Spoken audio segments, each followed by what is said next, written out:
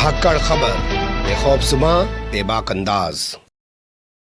धाकड़ खबर में आपका स्वागत है। मैं आपके साथ हूं अकरम रईस खान। वैश्विक हलचल, जी हां, वैश्विक हलचल का वो ताजा बुलेटिन लेकर एक बार फिर से आपके सामने हाजिर हो चुके हैं, जिसमें बात करते हैं देश दुनिया ही नहीं, गाजा, फिलिस्तीन, इजराइल और ईरान के साथ साथ लेबनान, रूस और यूक्रेन की खास तौर पर। इसके अलावा कुछ रोचक खबरों से भी आपको रूबरू कराने का इस बुलेटिन में हम लोग प्रयास करते हैं, क्योंकि हमारे साथ रोजाना इन तमाम खबरों पर चर्चा करने के लिए जुड़ जाते हैं कृष्णकांत जी यानी के जी, जो भारतीय वायुसेना के रिटायर्ड ऑफिसर हैं और जियो पॉलिटिक्स पर वाकई में अपनी पैनी और गहरी नजर रखते हैं। बहुत शुक्रिया सर वक्त देने के लिए। थैंक यू मिस्टर अकरम। मुझे लगता है आज है 30 जनवरी और आज के बुलेटिन की शुरुआत गांधी हत्याकांड से करना ज्यादा बेहतर होगा। क्या आपको लगता है कि उस समय तो गोडसे ने सिर्फ गोली मारकर गांधी के शरीर की हत्या की थी और जो लोग अब सत्ता में बैठे हैं वो गांधी के विचारों की रोजाना हत्या कर रहे हैं? बस ये अलग बात है कि विदेश में जाकर उनको गांधी का नाम लेने को मजबूर होना पड़ता है, क्योंकि उनके पास अपना कोई हीरो नहीं है। आप क्या कहना चाहेंगे?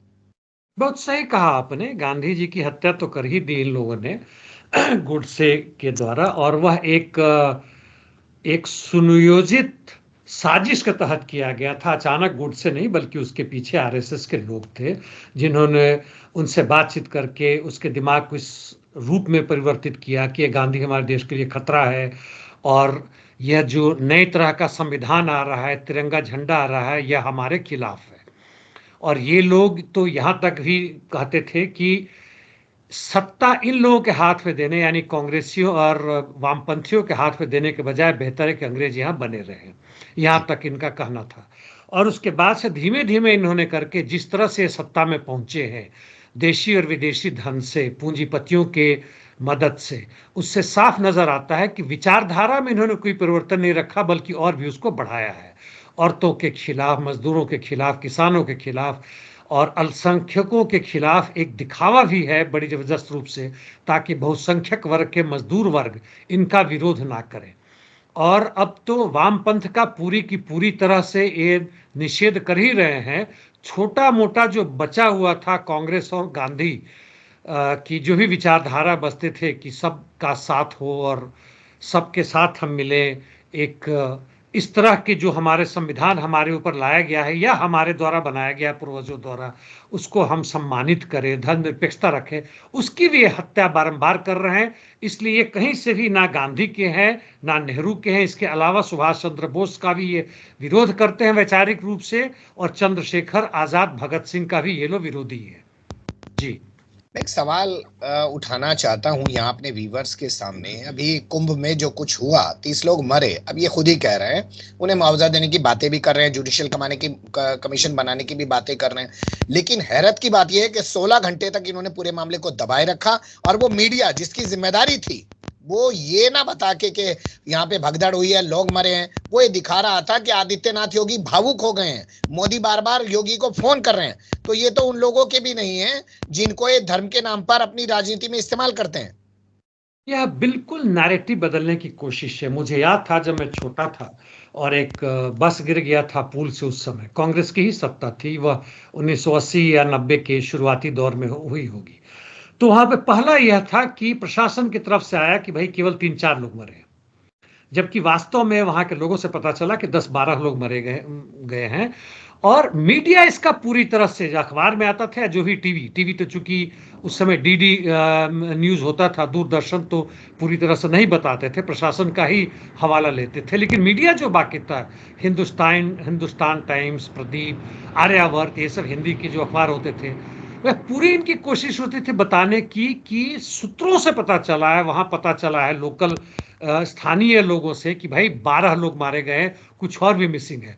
वह झूठ नहीं बोलते थे। आज प्रशासन और मीडिया पूरी तरह से सरकार के एक खास पार्टी के, यानी भाजपा और उसके सहयोग की, उसके साथ शामिल हो गए हैं पूरी तरह से, कि किस तरह से पूंजीपति वर्ग का जो एकमात्र लक्ष्य है कि जनता का शोषण करे, उसको हम बरकरार रखें, बाकी सब चीजों में जनता को उलझाए रखें, और उनकी असफलता को हम बदलें, नैरेटिव बदलें। जिसका आपने उदाहरण दिया कि ये रो रहे हैं, वो गा रहे हैं, वह दुखी हो रहे हैं, यह सब बकवास की बात है। जी, चलिए अब खबरों की शुरुआत करते हैं और पहला जो अपडेट है वो है अफगानिस्तान से। 10 लोगों को एक ही घर में घुसकर क्यों मौत के घाट उतार दिया गया यहाँ पे सर? ये खोस्ट नामक प्रोविंस है वहां पे, और कहते हैं पर्सनल फ्यूड यानी व्यक्तिगत रूप से एक दूसरे से लड़ाई थी। तो दुनिया में कहीं भी होता है, लेकिन चूंकि आर्म्स एनोमिनेशंस जनता के बीच में बहुत बुरी तरह पहुंच गया है, और वैसे ही जैसे अमेरिका में है, और वहां मारने पर कोई इस तरह का जबरदस्त कानून भी नहीं मतलब सफल हो पा रहा है कि रोक सके, इसके बावजूद कि तालिबान के सत्ता को 3-4 वर्ष हो गए वहां पे, और इस तरह से उन्होंने पूरे परिवार को ही खत्म कर दिया, जिसमें बच्चे औरतें भी हैं। बड़ा ही दुर्भाग्यपूर्ण घटना है, और हिंसा का जो वातावरण है अफगानिस्तान में तो है ही है, पूरी दुनिया में भी फैल रहा है, अमेरिका के अंदर खुद है। जी चलिए अब अगली खबर का रुख करते हैं, और बात आपने की हिंसा की, तो क्या वाकई में पुतिन की हत्या की कोई साजिश रची गई थी जो नाकाम हो गई है? और रूस कह रहा है कि अगर पुतिन की हत्या हो गई तो वो परमाणु युद्ध कर देंगे। यह ट्रंप की ही सत्ता से किसी व्यक्ति ने ऐसा कहा था, और इस पर उसका हवाला देते हुए या बिना हवाला के भी टकर कार्लसन है, बहुत बड़े वहां के जर्नलिस्ट हैं ना, मतलब जाने पहचाने जाते हैं, जो कहते हैं उनकी चर्चाएं होती है। हालांकि इन्होंने कोई उदाहरण या कोई खास इसके लिए प्रमाण नहीं प्रस्तुत किया, लेकिन इसके बावजूद उन्होंने कहा कि बाइडेन ट्रंप ने कोशिश की थी पुतिन को मरवाने की। 2022 के शुरुआती दौर में ही सितंबर में लड़ाई मार्च से शुरू हुआ था, और उनको लग रहा था कि यदि हम पुतिन को मरवा देंगे तो इस लड़ाई को हम रोक देंगे, और यूक्रेन जैसा है वैसा हम बचा लेंगे।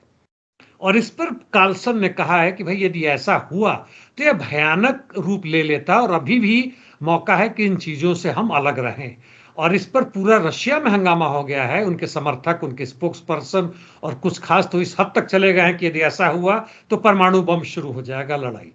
तो मसला सही में बहुत भयावह है। वैसे अमेरिका का इतिहास रहा है कि दूसरे देशों के राज्याध्यक्ष, चाहे प्रधानमंत्री हो, राष्ट्रपति हो, यदि उनके पक्ष में नहीं है तो उनको खत्म करवा दिया जाए, और ऐसे इन्होंने दर्जनों भर लोगों को, और यदि बाकी पॉलिटिकल हेड्स को मान ले तो सैकड़ों लोगों को इन्होंने मरवाया है दूसरे देशों में जाके। जी बिल्कुल आप सही कह रहे हैं। तो क्या इसी वजह से किम जोंग उन, जो उत्तर कोरिया के नेता हैं, वो पहुंच गए हैं अपने परमाणु ठिकाने पर? उन्हें भी ऐसी कोई आहट नजर आ रही है क्या? परमाणु ठिकाने पर जाकर अपना फोटो दिखलवाना और वीडियो आने देने का मतलब है कि पूरी की पूरी तरह से दिखा रहे कि भैया यदि तुमने हमारे खिलाफ कुछ किया, और हमारे पास ऐसे ड्रोन्स भी हैं जो अंडर वाटर जाएंगे, स्टेल्थ यानी छुप के जाएंगे, और तुम्हारे अमेरिका को तबाह पूरा ना कर सके लेकिन कुछ हद तक कर ही देंगे।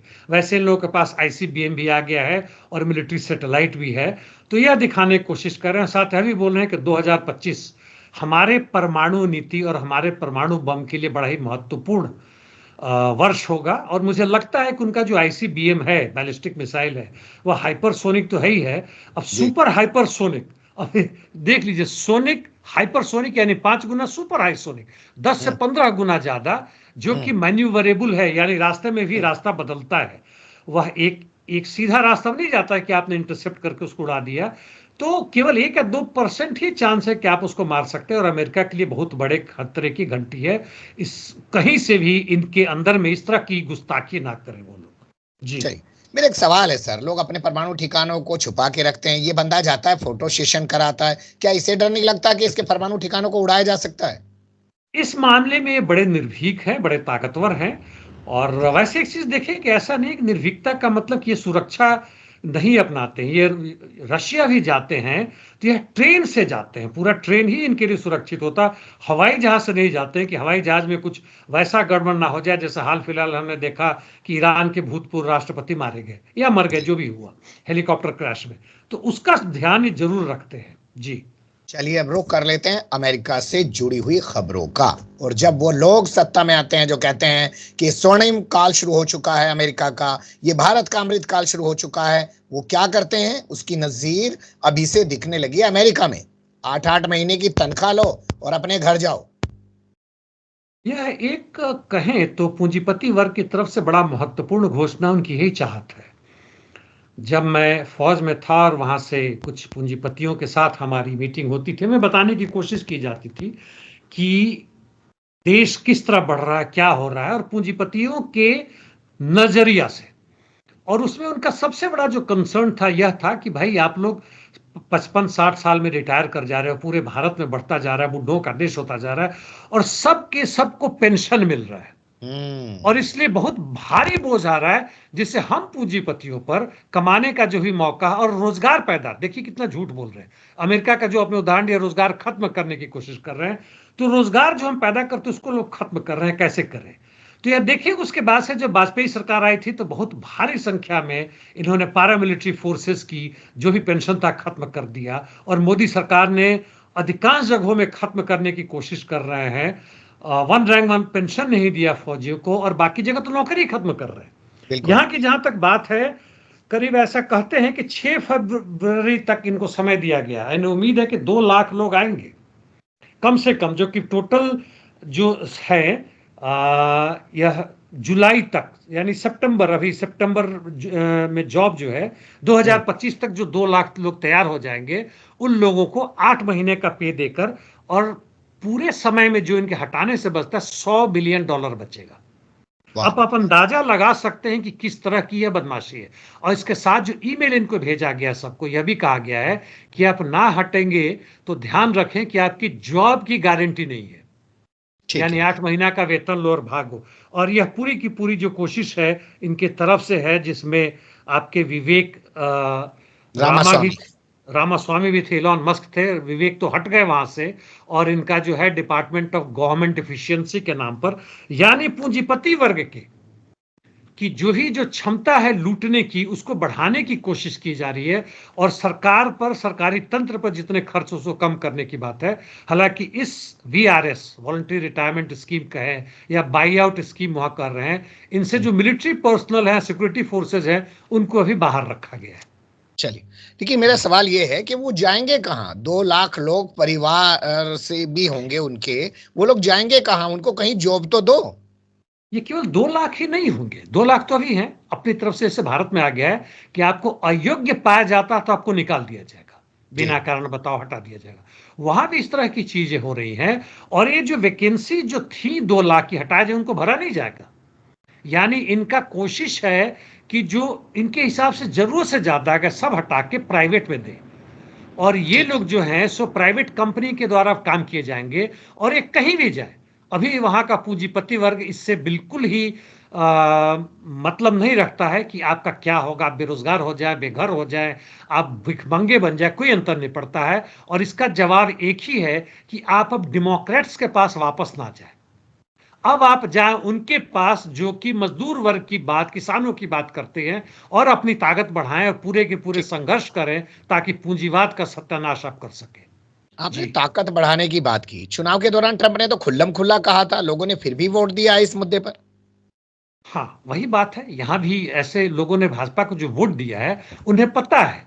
आप जाके मिलिए, हमारे संगठन ने करीब सैकड़ों लोगों से ऐसे बातें की है, उसमें 90% लोगों ने, जिन्होंने भाजपा को वोट दिया है, उनको, उनका मानना है कि हमारी नौकरी खत्म होगी, उनका मानना है कि हमारे बच्चों के लिए शिक्षा खत्म होगा, उनका समझना है कि हम बीमार पड़े तो हम लूट जाएंगे क्योंकि डॉक्टर हमें लूटेंगे। लेकिन इसके बावजूद उन्हें नजर आता है कि हम कुछ और दुनिया में जा रहे हैं, हमारा हाँ हाँ। स्वर्ग में हमारा मतलब रिजर्वेशन पक्का होने वाला, इसलिए वोट दे रहे ठीक हैं। है, ठीक है। चलिए अगली जी खबर का रुख करते हैं, क्योंकि जब इस स्टेज पे आदमी पहुंच जाए तो फिर ना उसे अपनी बर्बादी दिखाई देती है, ना अपना समाज नजर आता है, ना देश की स्थिति नजर आती है। ग्वांतानामो नाम की कोई जगह है, वहां पर डिटेंशन सेंटर बनाया जा रहा है ट्रंप के जरिए, ताकि जो अप्रवासी हैं उनको ले जाके वहां भरा जा सके। यह जगह वास्तव में कहें तो क्यूबा में आता है, लेकिन क्यूबा का जो लैंड है उससे बाहर है, एक छोटा सा आइलैंड उस तरफ है जिसपे अमेरिकी कब्जा है। शुरुआत से क्यूबा एक अपना दावा करता रहा। और यहाँ पे इस समय जॉर्ज डब्ल्यू बुश के टाइम में जब 9/11 घटना घटी थी, जब हवाई जहाज ने वहाँ के city world trade trade centre, centre. World trade centre में जब आक्रमण कर दिया था, उसी समय यहाँ पर ये बनाया था। और उस बे में इन्होंने बनाया था जिसको हम गिटमो भी कहते हैं, गोवा। और वहाँ पे 30,000 बेड का सेंटर है। और कारण ये है कि जब वहां पे बनाया जाता है, जब किसी भी कैदी को पकड़ा जाता है तो उसका चार्जशीट होता है, दुनिया में कहीं भी होता है, और अमेरिका में भी चार्जशीट होता है। ऐसे लोगों को जो कि पकड़ के अमेरिका के अंदर रखा गया, उसको मानवीय सहायताएं यानी भोजन पानी वगैरह दिया जाता है, अनावश्यक उसको शारीरिक रूप से तंग ना किया जाता है। इसके भी खिलाफ वहां के जो ह्यूमन राइट्स वाले थे, वकील सब गए, तो अमेरिकी सरकार ने उस समय कहा कि अमेरिका के अंदर नहीं है, इसलिए तुम कैसे इस पर दावा कर सकते हो। यानी वो अमेरिका से बाहर है। और जिस तरह की यातनाएं दी गई उसका वीडियो भी आया था 2002 के बनने के बाद से। और इसके बाद से जब ओबामा आए थे तो उन्होंने कहा था हटा देंगे, लेकिन हटाए नहीं। कुछ संख्या भले ही घट गई कैदियों की, लेकिन वहां की संरचनाएं बढ़ गई। वही वही चीज बाइडेन ने भी कहा था, अब 3,000 से अधिक हो गया है। और ये अब ट्रंप धमकी दे रहे हैं कि ऐसे जो 30,000 बेड हैं वहां पे, ऐसे लोगों को जो जबरदस्ती अमेरिका में घुसे हैं उनको हम अपने देश में वापस नहीं भेजेंगे। जैसे भारतीय तो भारत नहीं भेजेंगे, क्योंकि कह रहे हैं कि बड़े ही बेशर्म है, और वापस अमेरिका में आ जाएंगे। इसलिए इनको वहां हम ग्वांतानामो में भेजेंगे, जिनके इनका ना कोई मानवीय अधिकार होगा, ना ये किसी चीज के मांगने के अधिकारी होंगे, ना पानी तक के भी अधिकारी नहीं होंगे। और आप सोच सकते हैं कि यह किस तरह के ये लोग हत्यारे या हिटलराइट हैं ये लोग। सुन जी। सुन के भी डर लगता है इनकी बातों को। पता नहीं दुनिया में अकेले ही जीना चाहते हैं और सबके जीने के अधिकारों को खत्म कर देना चाहते हैं। 19 साल से पहले अब अमेरिका में कोई अपना लिंग परिवर्तित नहीं करा पाएगा सर। 19 साल इसलिए कहा गया कि वहां इसको बच्चों के कैटेगरी में डाला था, यानी एडल्ट नहीं है। और इसलिए कहा जाता है कि आदेश यह है कि केमिकल एंड सर्जिकल म्यूटिलेशन, यानी यह इस तरह की चीजें देना शुरू करते हैं, ड्रग वगैरह, जिससे पुबर्टी एज में उस तरह का बढ़ाव ना हो। लड़की लड़का बनना चाहता है, लड़का लड़की बनना चाहता है, और कुछ समय के बाद से करने के बाद से इनका फिर फाइनली ऑपरेशन होता है, और ऑपरेशन करके इनको बदला जाता है।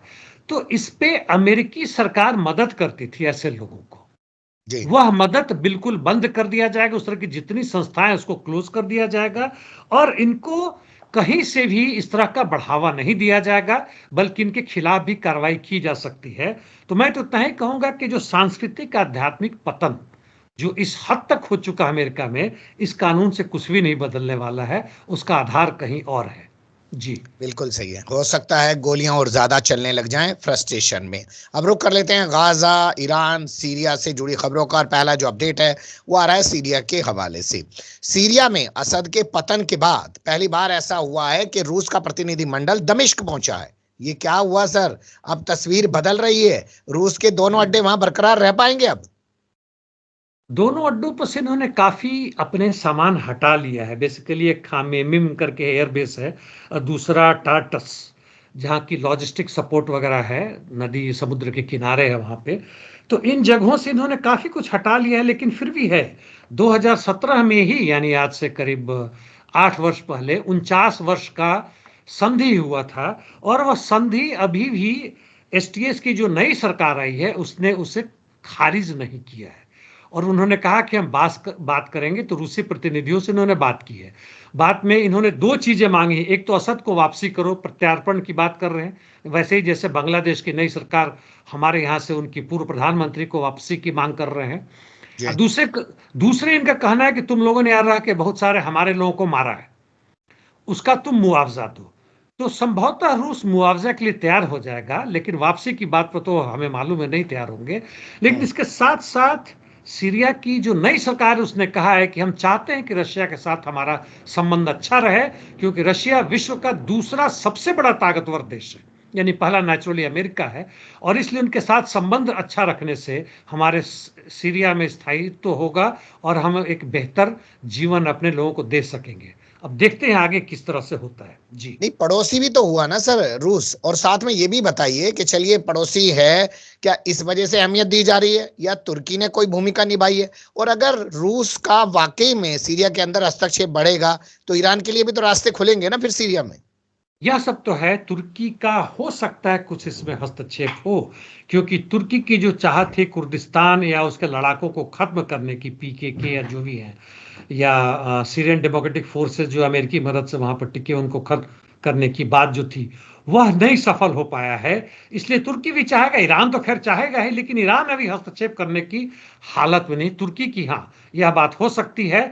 और इस नए शासकों को लग रहा होगा कि जिस तरह से इजराइल की सेनाएं गोलन हाइट की तरफ से दक्षिणी सीरिया में घुस के अपना परमानेंट मिलिट्री बेसिस बना रही है, उसको हम खत्म कैसे करेंगे? यानी वही हालत होगी जो पहले की थी, ना किसी तरह से भी सुरक्षित नहीं होंगे। तो कहने के लिए या तो अमेरिकी चमचा होंगे, इजरायली होंगे, तो रूस का भी हस्तक्षेप थोड़ा सा रहे तो इनके लिए शायद इक्विलिब्रियम यानी बराबरी करने का कुछ मौका मिलेगा। जी। बिल्कुल आप सही कह रहे हैं। चलिए, अब ये भी खबर वहां से आ गई है कि मिस्टर अहमद अल शारा जो है वो राष्ट्रपति वहां पर घोषित कर दिए गए, प्रधानमंत्री वहां पे पहले ही बना दिया गया था। और यूरोपीय यूनियन जो है इनके ऊपर से बहुत सारे रिस्ट्रिक्शन जो लगा रखे थे वो हटा रही है और कह रही है कि भाई हमारी शर्तों पे पूरा रहोगे तो नए प्रतिबंध नहीं लगाएंगे।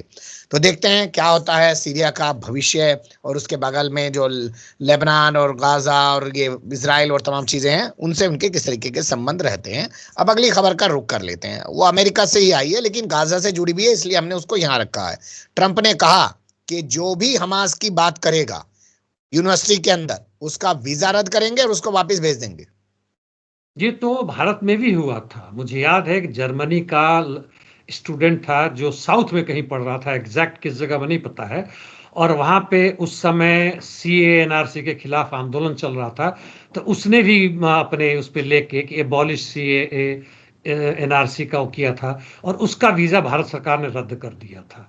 तो ये बड़े आसान टारगेट होते हैं, इजी टारगेट होते हैं, और इस तरह से ट्रम्प दिखाने की कोशिश कर रहे हैं, साथ धमकी भी दे रहे हैं अपने छात्रों को कि भैया तुमने पहले जैसे बाइडेन के समय जैसे यदि तुमने आंदोलन शुरू किया, खासकर जो कैलिफोर्निया वगैरह में हजारों की संख्या में कई दिनों तक लगातार चला था, वैसा जी, करने की जरूरत मत करना, नहीं तो नहीं छोड़ूंगा। जी। सवाल मेरा कुछ और है सर पर। क्या हमास का नाम लेके छात्रों को ये धमकी दी जा रही है, या गाजा के हक में वो जो लोग आवाज उठाते हैं उसको हमास के नाम पर दबाने की कोशिश की जा रही है? इसराइल के खिलाफ वो जो लोग खुलकर बोलते हैं, क्योंकि वहां की यूनिवर्सिटियां जो पैसा कमाती हैं वो इसराइल की कंपनियों में लगाती हैं, उसको लेकर वो लोग पर्दाफाश जो करते थे उस पर अंकुश लगाने के लिए सब किया जा रहा है? ये आपने बिल्कुल सही कहा। और इजराइल का जो लॉबी यहाँ पे उसने इस कदम की प्रशंसा की है, वह तो साफ नजर आ रहा है। और हर तरह से, चाहे वो बाइडेन प्रशासन रहा हो, अब ट्रंप प्रशासन है, कोशिश ये है कि इजराइल के खिलाफ कोई भी आवाज उठाता है, या हमास, हिजबुल्ला, हूतीस के खिलाफ के पक्ष में आवाज उठाता है, या पैलेस्टीन लैंड की बातें करता है। आप देखिए विश्व भर में अभी फ्री पैलेस्टीन की बातें बहुत कम हो गई हैं, जी, हालांकि वह खत्म नहीं होगा, वह अभी फिर चलेगा, फिर शुरू होगा। और इसलिए ट्रंप की पूरी कोशिश है कि उस चीज को खत्म किया जाए। और जैसे कि अभी हम पूरी की पूरी देखें, हर तरह से मजदूरों के खिलाफ, किसानों के खिलाफ जो रवैया हो रहा है, यह मौका है इन लोगों को एक साथ जुटने का, अपनी आवाज को तेज करने का, और अपने संगठन को मजबूत करने का। और बिल्कुल उसमें सही। ना जाए जो कि टी पार्टी है, ग्रीन बिल्कुल पार्टी है, बिल्कुल बिल्कुल इस सब बिल्कुल में ना जाए, ये सब फालतू वाली चीज है। जी। बिल्कुल आपने सही कहा कि जब मुसीबत का दौर आता है तब जो कमजोर तबका है उसको एक साथ उठकर खड़ा हो जाना चाहिए, बिना रंग नस्ल भेदभाव सब चीजों के। किसी मजदूर और किसान हैं। ये अमेरिका के पूर्व राष्ट्रपति हैं सर, बिल क्लिंटन, सऊदी अरब पहुंच गए हैं। इस उम्र में क्या करने गए वहां पे? ये बड़ी आश्चर्य की बात है। और वो भी मिलने गए हैं इनसे, सलमान से, MBS मोहम्मद बिन सलमान से मिलने गए, वहां के तथाकथित प्रिंस। क्या करने गए हैं, कहीं पे कुछ भी इसका चित्रण नहीं आ रहा है। क्या यह टाइम पास करने गए हैं? नहीं, मुझे ऐसा नहीं लगता है। और दोनों के दोनों देखें तो काफी निम्न स्तर के आदमी हैं। इनका जहां तक लेवेंस्की का मामला था, जब यह राष्ट्रपति थे व्हाइट हाउस में, वह काफी मशहूर हुआ था, काफी इनकी बेइज्जती हुई थी, और इनकी पत्नी ने इनका मुंह भी नोच लिया था, जो खरोच के साथ बाहर निकले थे जब ये घटना घटी थी। MBS ने किस तरह से हत्या करवाई थी, इसकी हमने खशोगी पत्रकार की हमने कल या परसों फिर से बात की थी। जी, तो ये दोनों आपस में क्या गलबहियां कर रहे हैं, क्या मिल रहे हैं, कुछ पता नहीं है। यह अपना राजनीति क्या फिर से चमकाने वाले हैं, या यह बोर हो रहे थे इसलिए गए वहां पे करने के लिए, या ट्रंप का कुछ मैसेज लेके गए हुए हैं, या पहले के कुछ पाप है उसको धुलने गए हैं, इसका भी मुझे अंदाजा नहीं आ रहा है। जी। बताया जा रहा है कि महज पिछले 72 घंटों के दौरान 5 लाख से ज्यादा गाजावासी उत्तरी गाजा में लौट आए हैं, लेकिन वहां पे बचा तो कुछ है नहीं। जिस खुशी में वो आए थे अब उनके सामने एक मायूसी है, दर्द की उलझने हैं, उनको राहत नहीं मिल पा रही है, घर नहीं है। और ट्रंप ने कह दिया है कि इनको यहाँ से हटा के जॉर्डन और मिस्र में भेज दो, इस जगह को खाली कर देंगे, मलबा हटा देंगे यहाँ से। आपको क्या लगता है अब यहाँ पर क्या होगा? एक और ये लड़ाई भी चल रही है कि गाजा पर शासन कौन करेगा। गाजा प्रशासन जहां की तक की बात है, PA आने से रहा, पैलेस्टीनियन अथॉरिटी नहीं आएगा, खासकर महमूद अब्बास के नेतृत्व में वह बाहर है। जहां तक हमास को खत्म करने की बात है, वह अब ये लोग हार मान चुके हैं, वह नहीं होने वाला है। और यहाँ से गाजा पट्टियों को 5 लाख से अधिक लोग वापस आ गए हैं और भी आने वाले हैं। ठीक है, जितना भी बर्बादी हो कोई बात नहीं है। कोशिश ये होनी चाहिए कि जैसी थोड़ी शांति हो, इस तरह के लोगों को खास कर यदि यहाँ पे मुझे याद आ रहा है पहली बार कि यदि चीनी निवेश को आमंत्रित किया जाए तो 2 से 3 महीने में फिर ये लोग सबके लिए आवास की व्यवस्था कर देंगे, जल व्यवस्था कर देंगे, बिल्कुल बिजली पानी सब कुछ कर देंगे ये लोग और सब कुछ चल पड़ेगा। और जहां तक ये मासूम और बेचारे दुखी लोग आ रहे हैं, इनके अंदर जो रोष अभी बहुत ताजा है उसको हम ना भूलें। जो कि ट्रंप प्रशासन ने भी माना है कि हमास में जितने लोगों को खत्म किया गया उससे ज्यादा उसके वॉलंटियर्स और आ चुके हैं। यह नहीं खत्म होने वाला है। यह आंदोलन तब तक चलेगा जब तक पैलेस्टीन पूर्ण स्वतंत्र नहीं होता है, इनको वेस्ट बैंक नहीं मिलता है, ईस्ट जेरूसलम नहीं मिलता है। जी, क्या आपको लगता है चाइना इतनी आसानी से आ पाएगा? क्योंकि फैसले तो कतर को, मिस्र को या अमेरिका को करने पड़ेंगे, या इजराइल की सहमति से होंगे? नहीं, वह तो मेरी एक मतलब विचार निकल गई, मैंने सोचा नहीं था इस बात को करने के लिए। और सबसे सबसे तेज इस मामले में चीन ही होता है। वैसे इसमें पूरी कोशिश होगी, चूंकि पैसे कमाने का मौका मिलेगा, वर्ल्ड बैंक और आईएमएफ से आएगा, तो उसमें फ्रेंच, जर्मन, खुद ब्रिटिश और ये अमेरिकी आएंगे और केवल यह वहां के इंफ्रास्ट्रक्चर को डेवलप करने के लिए नहीं बल्कि अपना फिर से बेस बनाने के लिए आएंगे। मिलिट्री बेस हो, पॉलिटिकल बेस हो, ताकि अपने पक्ष में करे, हमास को तोड़े। जी, बिल्कुल सही आपने कहा, और जो ये लाइन आपने आखिर में कही है यही सबसे महत्वपूर्ण है। वो आएंगे आपकी भलाई के नाम पर, लेकिन वो आपके बीच में तोड़फोड़ करेंगे ताकि वो अपने हित साध सकें, और हमेशा से वो यही खेल खेलते आए हैं। बस जो तबका है, मजदूर तबका, वो इस चीजों को समझ नहीं पाता है। ये फार्मूला लागू हर जगह किया जाता है। बहुत शुक्रिया, आपने बहुत बारीकी से तमाम चीजों पर रोशनी डाली। फिर आपके साथ किसी और मुद्दे पर जुड़ने की कोशिश करेंगे। धन्यवाद। Thank you mister Akram.